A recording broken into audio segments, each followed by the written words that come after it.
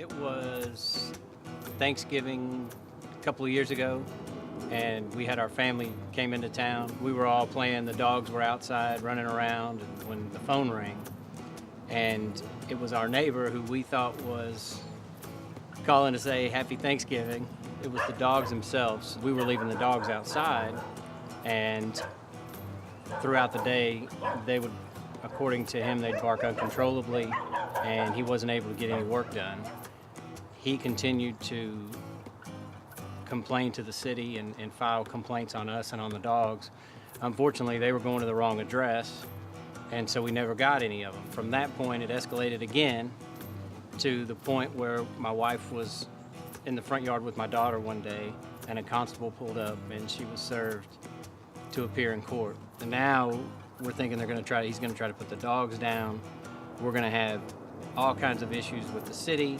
It's going to cost us money. The neighbors hated us. We considered putting the house on the market. I thought he had control of my life, and I didn't like that. So I have a light that's on the corner of my house that shines into his yard. And we went to the store, and I purchased the highest watt light bulb you could find. In the middle of the night, it looked like the middle of the afternoon in my backyard. I would be so concerned with my anger and my rage that I didn't realize that there were two sets of little eyes watching everything I said and everything that I did. And whether I realized it or not, I was teaching them the wrong way to handle conflict. About the same time that all this was going on, I got an email from Todd, and he invited me to come to Summit.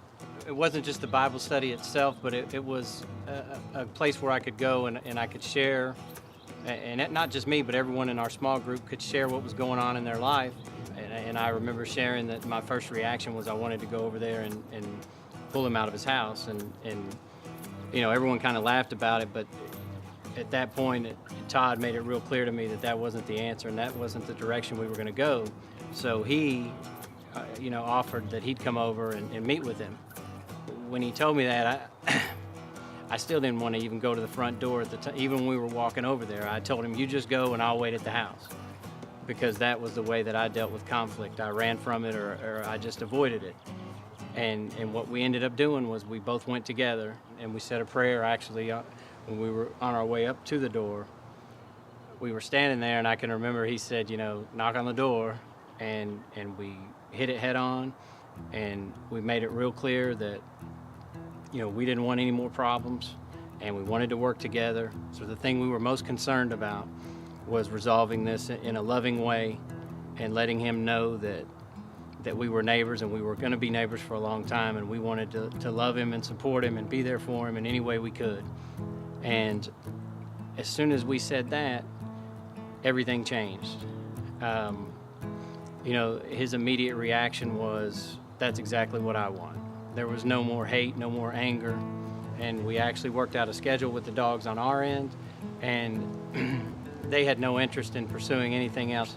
And when the door closed, I can remember looking at Todd and I was almost in tears because it felt like I had the weight of the world off my shoulders.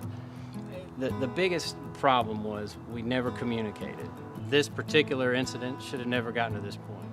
And the kids, even to this day, it can still come up that he may be called the mean neighbor, or they may say something negative about him, and we're real quick to correct that and take the blame for what happened. Through a lot of prayer from a lot of people, God was able to intervene and show me, and more importantly, show my children who were there the whole time through the whole event, how you're supposed to love your neighbor and how you're supposed to address conflict and how you're supposed to live in a way that Jesus would want you to live.